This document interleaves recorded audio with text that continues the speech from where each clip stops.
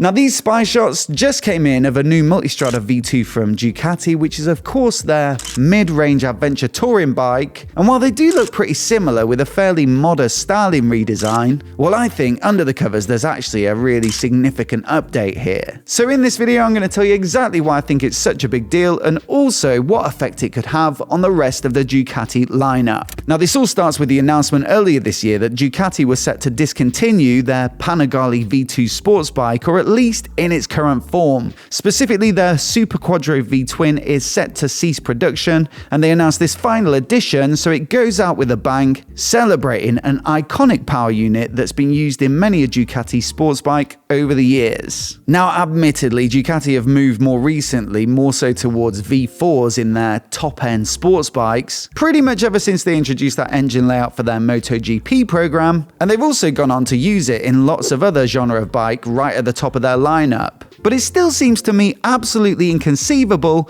that they wouldn't have a thoroughbred sports bike powered by a V-twin in their lineup, because I'd still argue it's pretty much what they're best known for. V-twins are synonymous with the Ducati brand, or L-twins if you prefer, and some of their most iconic models, in fact most of their most iconic models and some of the most iconic models across the whole motorcycle market have of course been powered by a V-twin. On top of that, there's a pretty big gap in their lineup now, especially for a company who's, renowned for making sports bikes, between the Super Sport, which is down at 110 horsepower, and the Panigale V4s, which are up over 200. So you have to think they must be looking at bringing something in to bridge that gap. Thing is though, engine development is complex and expensive, and so I think it would be unrealistic to expect Ducati to develop a whole new engine solely to power a Panigale V2 replacement, and so that's where this new spied Multistrada V2 comes in. The engine cases look absolutely nothing like the Testa Stretta V-twin that's used in the current generation,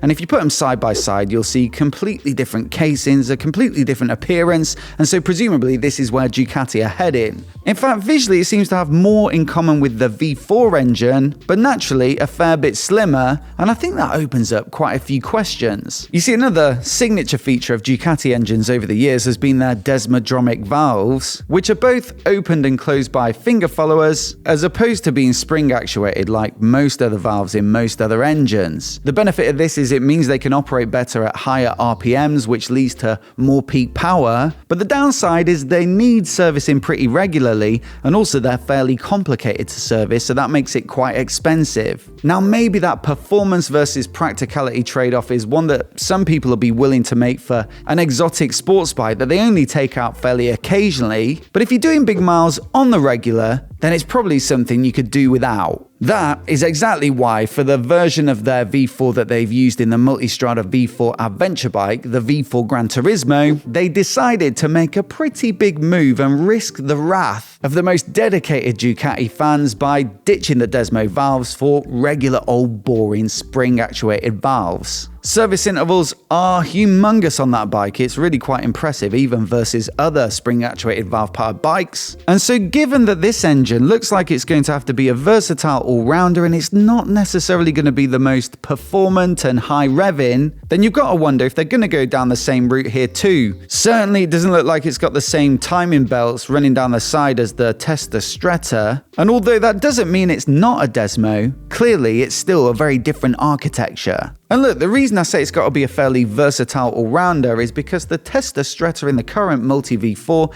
is actually used in a whole bunch of different bikes. There's also the Monster Naked, the Hypermotard 950 big supermoto type thing, the Desert X off-road biased adventure bike, and also the Super Sport, which is a sort of relaxed sports bike for the road that I mentioned earlier. So I think it's fair to say with these pictures of an engine change for the Multi V2, you'd have to assume over the next year or two, the rest of these bikes are going to be getting it as well. Now in terms of performance, all of these bikes make roughly between 110 horsepower peak and 115, with slightly varying states of tune for the Testa Stretta to suit the specific application of that genre. You've got to wonder though if this new engine is going to lead to a significant performance boost across all those bikes in the Ducati lineup, especially considering that that's one of the reasons that the Super Sport, although it is technically a sports bike, just really isn't a fit replacement for something like a Panigale V2. It's way more relaxed in the riding position, it's way more relaxed in the chassis, but also that 110 horsepower is just such a long way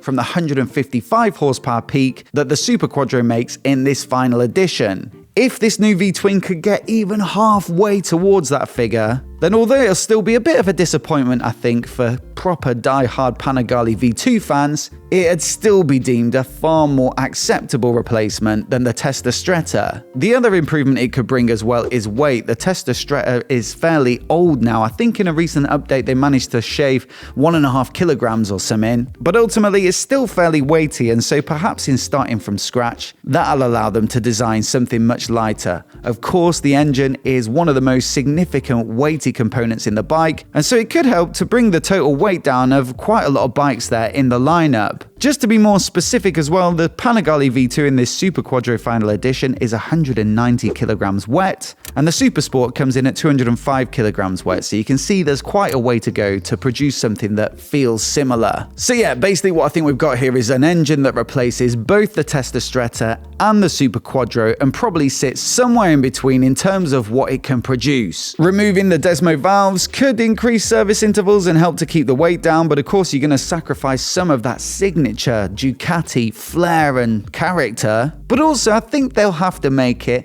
significantly more powerful than the Testa Stretta for it to go anywhere near the Panigale name. Then you've also got increasingly strict emissions regulations which they've got to comply with, so perhaps they can achieve all of these things with this new V-twin. But as always, I'd love to know what you think of it down in the comments below. Do you think this could be a future cult Ducati engine in the making, or would you rather they stuck with the Testa Stretta for the sort of mid-range stuff and then the Super Quadro for something a bit more fancy? Let me know what you think down in the comments below, and also if you want to see my comparison of the current gen Multistrada V2 and the Desert X Adventure equivalent, then I'll put it on the screen now, which I shot outside Ducati's UK office a year or two back, so you can give it a click and give it a watch if you haven't already. Also, do hit subscribe if you want to see more of the latest motorcycle news like this right here on MOTOBOB. A massive thanks for watching today, and we'll see you in the next video.